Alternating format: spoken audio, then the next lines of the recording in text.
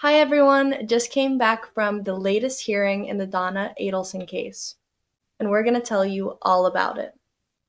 Before we begin, my name is Sully, and I'm an intern here with Deep Dive True Crime for the summer. In this video, we're going to break down what happened at this crazy hearing. The hearing was about an emergency motion to continue the trial. The defense is seeking a delay of the trial that was supposed to start on June the 3rd. The motion to continue was filed under seal, and the judge also ordered the prosecutors to file a response under seal. So when we attended the hearing, we had no idea what those motions said. Until we have full access to those documents, we're going to be making some educated assumptions as to what's going on. We got some clues at the hearing. We heard about a new investigation. We also heard the defense complain that they did not receive all the discovery in a timely fashion. So what did we learn today? First of all, we learned that the prosecution received a tip, and that tip led to a follow-up investigation. It appears that there were some allegations thrown about regarding new potential criminal misconduct. It also appears that investigators obtained a warrant and ran a new wiretap investigation. It appears that investigators recorded phone conversations pertinent to this new investigation. It also appears that some of those phone conversations involved investigators or lawyers working for the defense in the case, and therefore a process was put in place, a screening process, where a separate team would go through the recordings and separate out anything that involved privileged communications.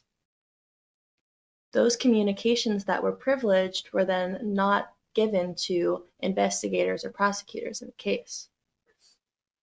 That was done to not invade the privileges that the defendant enjoys. According to the defense attorneys, this investigation revealed that the initial tip was false. Again, because the documents are still sealed, we don't have the details. We will get to learn a little more soon because the judge decided that some of the motions that were filed are no longer going to be sealed. The judge announced that the parties could agree on redactions if needed. But it appears that soon we will have a little more info on this development. The other reasons given by the defense for the request for continuance had to do with difficulty in processing a large amount of emails that the defense received. The defense claims that they've purchased many programs, but nothing is seeming to work. They're hiring a company to help them process that information. And that seems to us to involve a little more incompetence than necessity. If there is a company that should have been hired to process this information, it could have been done before. So we don't see that as a good reason to ask for a delay. Judge Everett also seemed to be a bit skeptical about this, although he is considering giving a continuance and hasn't yet ruled on the motion. He announced that he would rule soon, but asked the parties to act as though the deadlines are the same. At this moment, we still do not know if the trial will take place on June 3rd or if it will be delayed a few months. When asked about the length of the delay requested, the defense attorneys were a bit equivocal, but then said about 2 to 3 months. The defense also requested information about the informant who provided the tip to the state.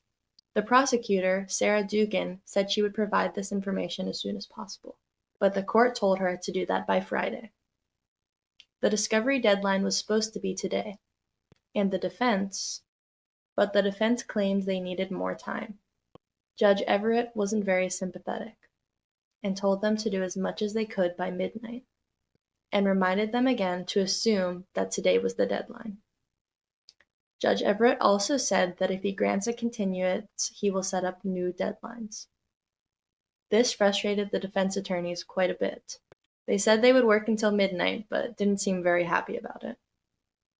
The prosecutor said that they are good with today's deadline and are ready for trial. The prosecutor also disputed the claims of new evidence that were setting back the defense. She said much of the information will be likely irrelevant in any case. She only acknowledged the 7-page document that had been provided late, and said that that was not enough for continuance. If we were to guess, based on everything that we heard at the hearing today, It seems to us that the tip that was given to prosecutors that it had to do with the two ladies, the two informants that the defense wanted to depose a few weeks ago. Of course, we can't be certain, but there was mention of surveillance at the jail, and that it had already been provided to the defense. At this time, this is just an educated guess. We're just trying to read between the lines. But hopefully all will be revealed soon. Not only because the judge has made some of the records unsealed, but also because Donna, through her lawyers, filed a petition for writ of prohibition with the appellate court, and although they're trying to keep that petition sealed, they may not succeed. The defense asked the appellate court to keep the record sealed, but yesterday the appellate court ruled that the motion was insufficient. However, the court gave them 10 days to fix their motion. They will be keeping the record sealed for those 10 days. So there is a chance that the appellate records will be unsealed soon. It was also revealed that through additional investigations, the state was able to obtain some fruitful information. Sarah Dugan mentioned that some recorded phone calls were useful and may be used in trial. We also have some insight into why the defense may be asking Judge Everett to recuse himself. It seems that he was involved in the issuance of search warrants and maybe also the wiretap application, and this is usually done ex parte. In other words, the judge received information about these possible new crimes involving Donna's case outside the presence of the defense attorneys, and those warrants remaining sealed until the hearing. It seems the defense learned about this 3 weeks ago, and that's when the defense went on a frenzy and moved for the disqualification of Judge Everett. We'll do a deeper analysis on this as records become unsealed. We will keep an eye on the docket, and either I or Reagan will come to you with the latest news. Thank you so much for watching. This was Sully with Deep Dive True Crime with the latest update in the Dan Markel murder case.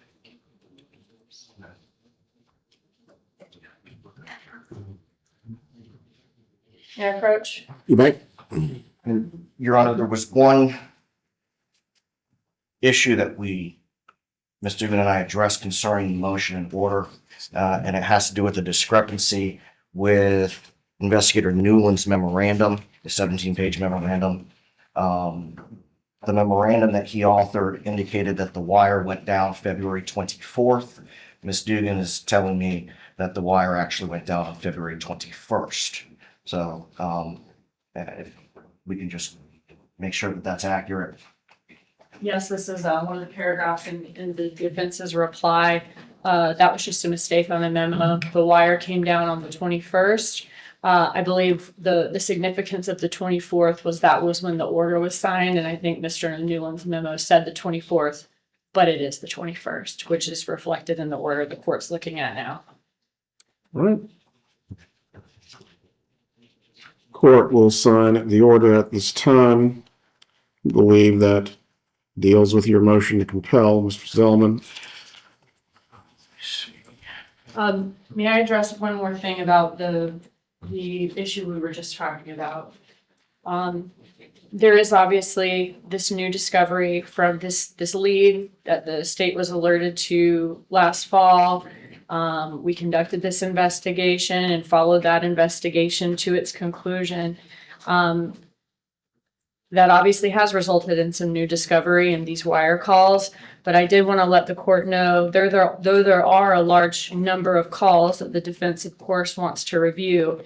There are only, I was told, about 30-something calls deemed pertinent by law enforcement, and the state likely plans to only use maybe one or two at trial, and believes that the 2 months the defense had from the time it was discovered to the time of trial in June should be sufficient to prepare for that portion of the trial.